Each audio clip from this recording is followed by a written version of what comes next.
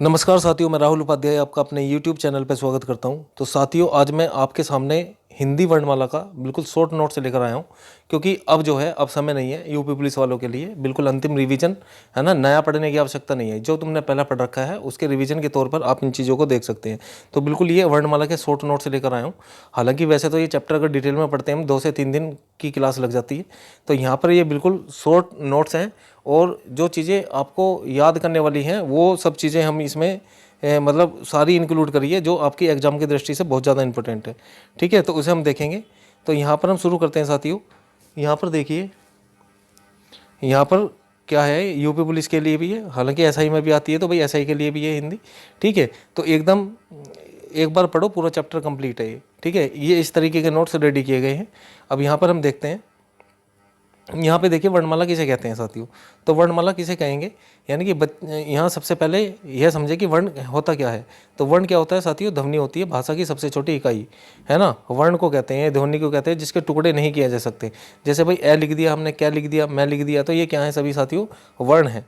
ठीक है, एक तो क्वेश्चन ये पूछ लेता है वर्ण यानी कि सब भाषा की सबसे छोटी इकाई क्या है। तो भाषा की सबसे छोटी इकाई क्या है, वो ध्वनि है। और अगर आपसे ये पूछ ले कि भाषा की सबसे छोटी इकाई, वो भी लिखित रूप से, वो कौन सी है, तो वो साथियों वर्ण होती है। ठीक है, अब बात करेंगे वर्णमाला की। वर्णमाला किसे कहते हैं, तो ये क्वेश्चन पूछा जाता है वर्णों के व्यवस्थित समूह को या सुंदर समूह को वर्णमाला कहते हैं। जैसे हम एपनार अपेयाम है ना, तो जो सीक्वेंस लिखा हुआ हो उसे हम क्या कहेंगे साथियों, वर्णमाला कहेंगे। अब आपसे नेक्स्ट क्वेश्चन क्या पूछ सकता है, ये पूछ सकता है जो परीक्षा में सीधा सवाल आता है वो क्या आता है, हिंदी वर्णमाला में कुल वर्णों की संख्या बताओ। तो कितनी बताओगे आप, 52 बताएंगे। ठीक है ना, 52 होती है। यानी कि अंग्रेजी की में कितनी होती है, 26। तो 26 की तो सभी को पता होती है, 26 का दुगुना कर दो 52 हो जाएगी। ठीक है नहीं, अब इसमें क्या है, जिसमें 11 तो स्वर होते हैं, है ना, स्वर बोलते हैं वोविल्स को अंग्रेजी में। और भाई आपका जो है 33 क्या होते हैं, व्यंजन होते हैं साथियों। 33 क्या होते हैं आपके, व्यंजन होते हैं। तो स्वर और व्यंजन दोनों से मिलकर वर्णमाला बनती है। ठीक है ना, तो व्यंजन को बोलते हैं अंग्रेजी में कॉन्सोनेंट। तो 11 स्वर और व्यंजन कितने, 33। आगे बात करेंगे स्वर के प्रकार। पहले हम स्वर को कंप्लीट कर लेते हैं जल्दी से, है ना। ये बिल्कुल शॉर्ट नोट्स हैं, आपको पढ़ने में आसानी रहेगी। देखिए स्वर किसे कहते हैं, स्वर उन्हें कहते हैं जो बिना किसी दूसरे वर्ण की सहायता से स्वतंत्र रूप से बोले जाएं। ऐसे समझ लो आप, जितनी भी मात्राएं हैं, है ना, चाहे ए की मात्रा, ई की मात्रा, ऊ की मात्रा, ये सभी क्या है, ए को छोड़कर सभी मात्राएं हैं। तो मात्राओं की संख्या कितनी है, यहाँ से लेकर 10 है। तो ए और इसमें जोड़ा गया तो टोटल कुल स्वर कितने होगी, 11 होगी, है ना। तो कुल स्वर कितने होगी साथियों, 11 होगी। अब इसमें क्या है, इनको भी 2 पार्ट्स में डिवाइड किया हुआ है। एक तो ह्रस्व स्वर होता है जो छोटे स्वर हैं, यानी कि छोटी मात्रा है। एक दीर्घ स्वर है जो बड़े स्वर हैं, जिनकी बड़ी मात्रा होती है। तो ये केवल 4 ही है, ए, ई, ऊ और ऋषि। इन्हें बोलने में सबसे कम समय लगता है। इन्हें मूल स्वर कहते हैं, इन्हें मूल स्वर भी कहते हैं भाई, ह्रस्व स्वर को। ऐसे भी पूछ लेते हैं, ह्रस्व स्वर को मूल स्वर, मतलब ह्रस्व स्वर को और दूसरा किस नाम से जानते हैं, तो मूल स्वर के नाम से जानते हैं। छोटी मात्रा होती है, इन्हें बोलने में कम समय लगता है। बोल के देख लो, ए, ई, ऊ, ऋषि। दीर्घ, अब ये है बड़ी मात्रा साथियों, बड़े स्वर हैं। जैसे यहाँ तो ए बोल रहा है तो बहुत जल्दी से बोल रहे हैं आ, यह दुगना समय लग रहा है ना। ई, ऊ, अए, ओ। तो इनकी संख्या कितनी है साथियों, है ना, तो 7 यहाँ होगी और 4 यहाँ होगी। तो टोटल कितनी होगी यहाँ पे, 11 होगी। ठीक है, तो 11 होगी। इसमें इससे दुगना समय लगता है। एक साथियों आपने देखे होंगे प्लुत स्वर, है ना, इनका यूज बहुत कम होता है वैसे। प्लुत स्वर में ह्रस्व स्वर से 3 गुना समय लगता है बोलने में। जैसे देखो ओम, राम, इस तरीके से बोला जाता है। तो ये भजन वगैरह की किताब में, है ना, इस तरीके की किताब में, आपको जो पूजा की किताब होती है उनमें देखने को मिल जाएंगे। इन्हें बोलने में 3 गुना समय लगता है। और किससे 3 गुना लगेगा, ह्रस्व स्वर से, छोटी मात्रा से। ठीक है ना, तो 3 तरह के हमने देख लिए हैं, ह्रस्व स्वर, दीर्घ स्वर और प्लुत स्वर। आगे बात करेंगे भाई अब आ जाओ व्यंजन पे। तो साथियों व्यंजन किसे कहते हैं, तो व्यंजन उन वर्णों को कहा जाता है जो हमेशा स्वर की सहायता से बोले जाते हैं। स्वर की सहायता से बोले जाएंगे। और इनकी कुल संख्या कितनी होती है, अभी बताइए, 33। अब ये 33 होती कैसे कैसे है, ये समझ लो।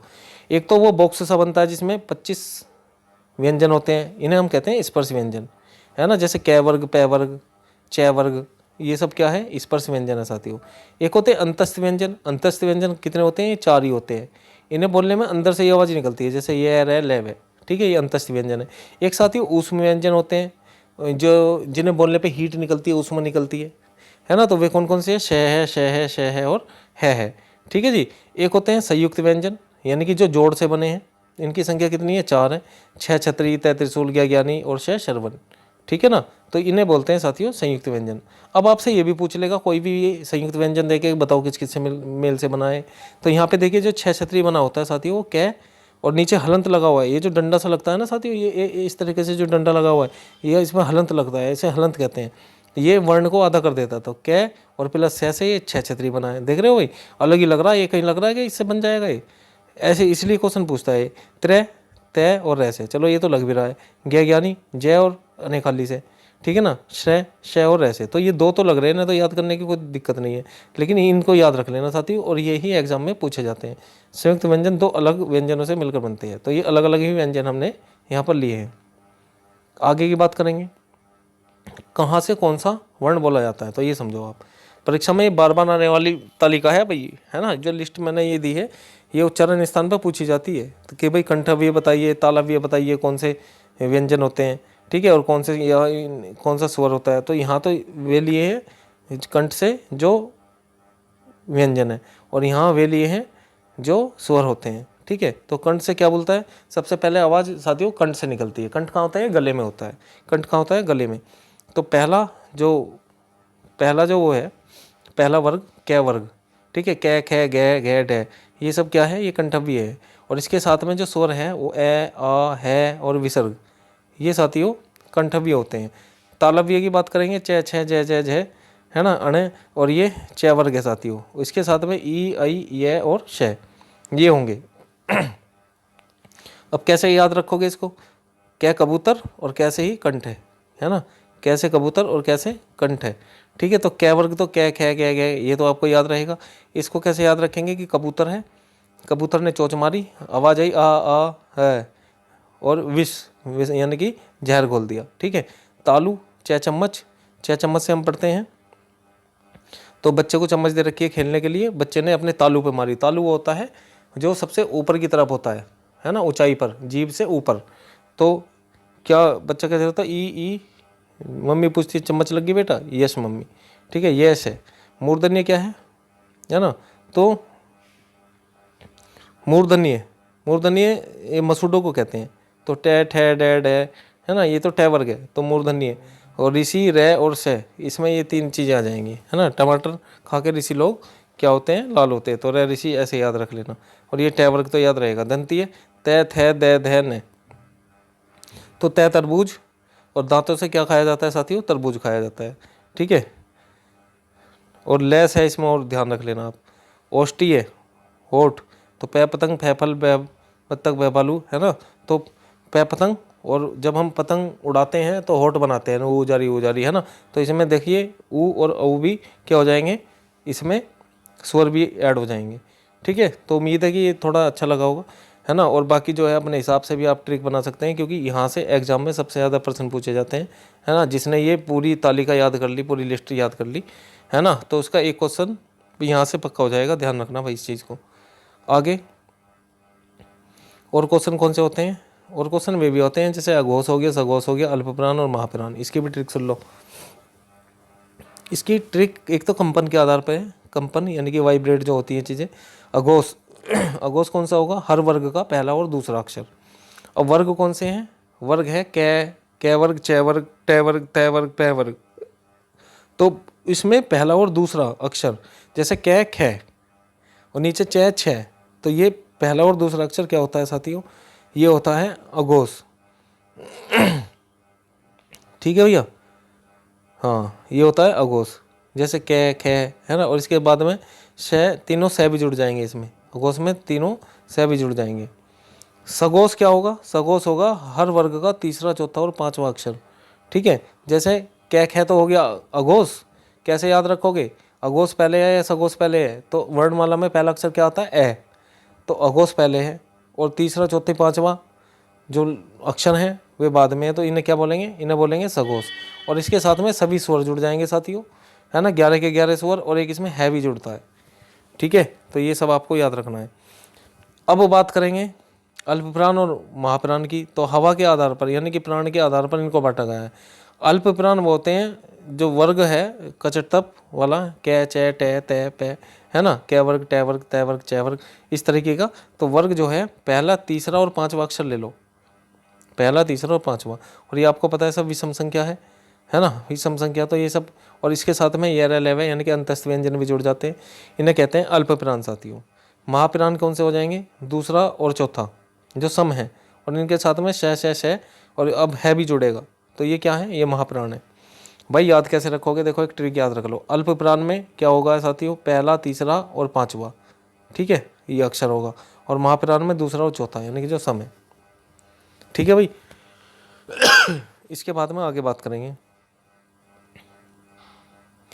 कुछ अनोखे वर्ण और देख लेते हैं, यहाँ से पक्का प्रश्न आता है, ध्यान रख लेना। अयोगवा कौन से होते हैं साथियों, अयोगवा सिर्फ दो होते हैं। अयोगवा कौन से होते हैं, सिर्फ दो होते हैं।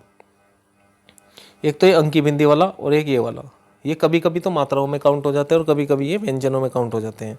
तो ये ना तो स्वर हैं और ना ही ये क्या है साथियों, व्यंजन है, ना ये स्वर हैं और ना ही व्यंजन है। अब यहाँ पे बात करेंगे, जैसे दीर्घगुण व्यंजन है, दीर्घगुण और उक्षिप्त व्यंजन, इनकी संख्या कितनी होती है, दो। एक तो डे और डे, इसे हम द्विगुण भी कहते हैं या उक्षिप्त व्यंजन भी कहते हैं। इनसे कभी कोई शब्द शुरू नहीं होता भाई, ये ऐसे शब्द हैं, इसके नीचे बिंदु होता है, मतलब बिंदी लगी होती है नीचे, देखो डे में लग रही है, डे में लग रही है।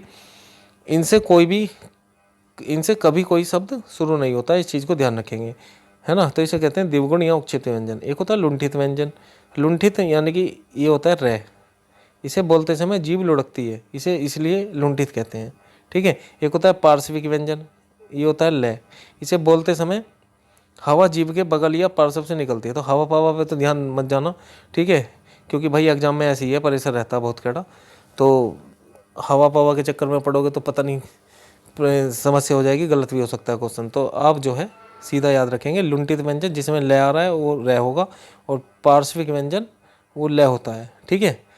अर्धस्वर, यह और वह को अर्धस्वर कहा जाता है, बस दो ही हैं ऐसे, यह और वह, जिन्हें हम क्या कह रहे हैं, अर्धस्वर कहते हैं, ठीक है।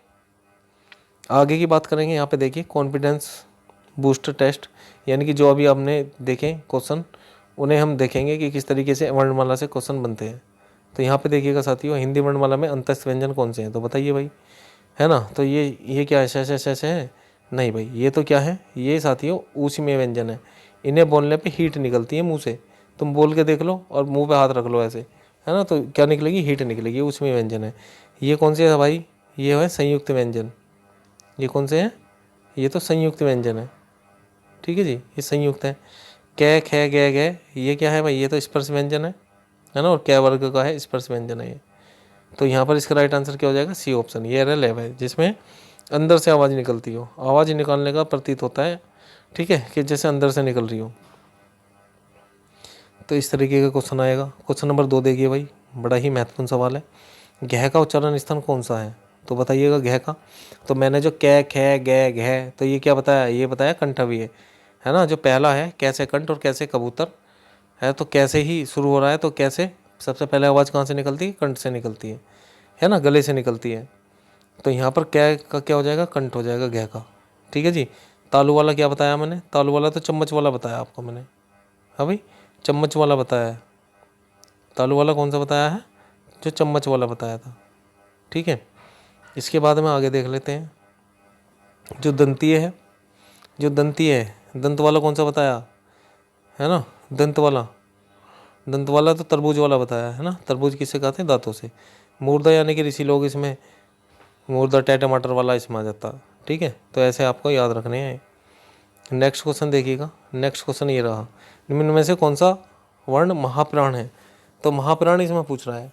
तो पहला अल्पप्राण है ना, दूसरा महाप्राण, फिर अल्पप्राण में महाप्राण, इस तरीके से भी आप याद रख सकते हैं। तो ख जो होगा इसमें अल्पप्राण होगा, बाकी के सभी है ना अक्षर, ये जो है ये क्या है, अल्पप्राण के उदाहरण है, कै भी, गै भी और चै भी, ठीक है। महाप्राण में सम यानी कि दूसरा और चौथा वर्ण आता है। तो दूसरा भाई देखो, एक तो ख है और एक ये चौथा वाला जो बचाइए, जो यानी खाली वाला है, ठीक है ना। नेक्स्ट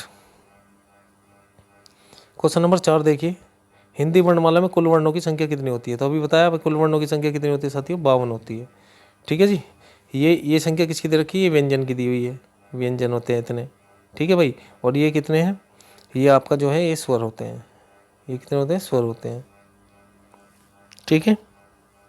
कोई दिक्कत परेशानी, तो ये 52 होती है, ध्यान रख लेना,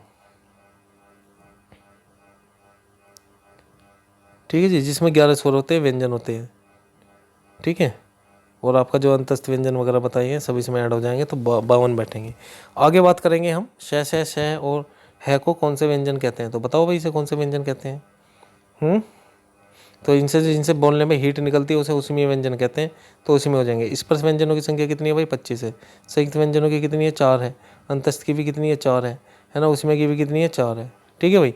स्पर्श व्यंजन वही है, कै वर्ग, च वर्ग, ट वर्ग।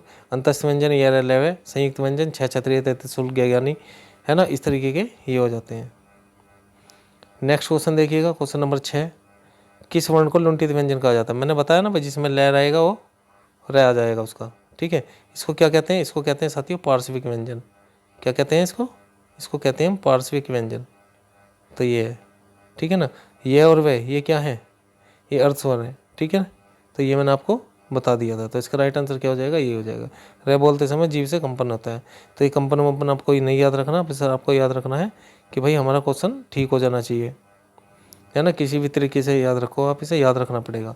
6 छतरी जो है ध्वनि किसके अंतर्गत आती है? बताओ भाई किसके अंतर्गत आती है? क्या मूल स्वर के अंतर्गत आती है ना। मूल स्वर के अंतर्गत तो नहीं आती। घोष के नहीं जी, ये तो आती है संयुक्त, क्योंकि ये 6 क्षत्रिय 33 शुल्क ज्ञानी, है ना, और शय शर्वण ये सब क्या है? संयुक्त वर्ण है, संयुक्त वर्ण है। और ये किस किस से मिलकर बना है? कै और शय से। देखो ये लिखा हुआ है, कै और शय से मिलकर बना है। नेक्स्ट क्वेश्चन देखिएगा, क्वेश्चन नंबर 8। ये कह रहा है निम्न में से कौन सा वर्ण अघोष है? तो मैंने बताया भाई पहला जो अक्षर है, जैसे देखो यहाँ पे पहला ये आ गया 6 चम्मच, तो ये ही अघोष है। अब जय, जय तो बाद में आ रहा है। गे नहीं, ये भी नहीं होगा, ठीक है, ये भी नहीं होगा। तो इसका राइट आंसर क्या होगा? क्योंकि मैंने आपको बताया भाई पहला और दूसरा अक्षर होता है, ठीक है। तो पहला और दूसरा अक्षर, तो पहला अक्षर इसमें च दे दिया, तो यही हो जाएगा ये अघोष वर्ण। और तीसरा चौथा पांचवा मैंने आपको क्या बताया? सघोष, ठीक है जी। अब बात करेंगे अंकी बिंदी है और एक पीछे विसर्ग लगा हुआ है, को व्याकरण में क्या कहा जाता है? तो अयोगवाह कहा जाता है, क्योंकि न तो ये स्वर है न ये व्यंजन है। कभी ये स्वर में यूज हो जाते हैं, कभी ये व्यंजन में यूज हो जाते हैं। तो इसका राइट आंसर क्या होना चाहिए? इसका राइट आंसर इसका बी हो जाएगा, है ना। ये ना तो स्वर है न व्यंजन है। और किशोरी दास वाजपेयी ने इसको क्या कहा है साथियों? अयोगवाह कहा है। इसको भी ध्यान रखेंगे, जो किशोरी दास वाजपेयी हैं उन्होंने इसको क्या कहा है? अयोगवाह। नेक्स्ट क्वेश्चन देखिएगा, ये कह रहा है नेक्स्ट ओष्ठीय ध्वनि की का सही उदाहरण कौन सा है? तो ओष्ठीय ध्वनि का बताओ भाई सही उदाहरण कौन सा है? क्या च है, त है, ट है या फ है? तो ओष्ठीय ध्वनि तो देखो पै पतंग फै फल, वो ये तो पढ़ रहे थे कि होठ बनाते हैं पतंग उड़ाते समय। तो बस ऐसे इतना भी याद रह गया तो क्वेश्चन सही हो जाएगा। पै फै बै भै मै को बोलते समय दोनों होठ आपस में मिलते हैं, ठीक है, बोल कर देख लो चाहे। तो इस तरीके से ये आपका जो है 10वां क्वेश्चन भी हमारा कंप्लीट हो गया है, ठीक है जी। तो ये 10 क्वेश्चन थे भाई, है ना। नियमित मेहनत करो आप, ठीक है। नियमित मेहनत करोगे तो सफलता ज़रूर मिलेगी भाई, है ना। और यहाँ पे सबसे बड़ी बात है ईमानदारी। अब जैसे आपने हिंदी पढ़ी हुई है, अब किसी बच्चे ने मान लिया हिंदी पढ़ी नहीं रखी डिटेल में, है ना, तो जिसने पढ़ रखी है उसे रिवीजन के तौर पे बहुत बढ़िया है।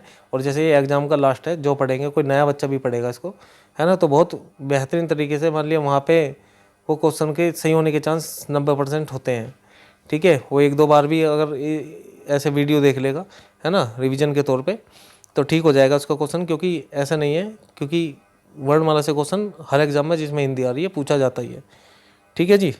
तो इस तरीके के रिवीजन भी हम जो है हिंदी से भी लेते रहेंगे। और वीडियो आपको कैसी लगी है कमेंट करके ज़रूर बताएं। जो साथी चैनल पर नहीं आए हैं वो चैनल को सब्सक्राइब कर लें, क्योंकि यूपी पुलिस एग्ज़ाम तक आपको ताकि आपको कुछ लाभ मिल सके, है ना। 1-2-4-5 नंबर इनसे क्या है कि आने के चांस ज़्यादा हैं, क्योंकि मैं वही टॉपिक उठा कर ला रहा हूँ, है ना। काफ़ी एक्सपीरियंस है भाई। देखो ऑफलाइन में हज़ारों सिलेक्शन दिए, अभी तो हमारा छोटा है चैनल, लेकिन कोई दिक्कत नहीं है भाई, कंटेंट अच्छा मिलेगा तो सीधी सी बात है कि भाई बच्चे पसंद भी करेंगे। तो इस तरीके की वीडियो आपको मिलती रहेंगी।